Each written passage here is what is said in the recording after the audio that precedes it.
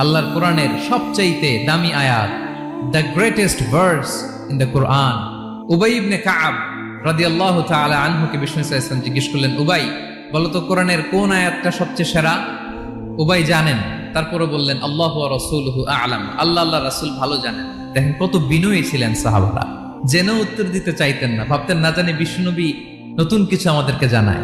বিষ্ণুনবী আবার বললেন, তুমি কি জানো কোরআনের সবচেয়ে শ্রেষ্ঠ আয়াত কোনটা? এবার উবাই ভাবলেন এবার আমি উত্তরটা দিয়েই দেই। তিনি বললেন আয়াতুল কুরসি, আল্লাহু লা ইলাহা ইল্লা হুয়াল হাইয়ুল কাইয়ুম, এটা শ্রেষ্ঠ আয়াত। বিষ্ণুনবী খুশি হয়ে উবাই ইবনে কাবের বুকে একটা চাপড় মারলেন, এরকম আদরের চাপড় দিয়ে বললেন, লিয়াহনিকাল ইলমু ইয়া আবুল মুনজির, হে আবুল মুনজির, জ্ঞান এবং প্রজ্ঞা তোমার জন্য মোবারক হোক, তুমি ঠিক বলেছো। সুবহানাল্লাহ পড়ে।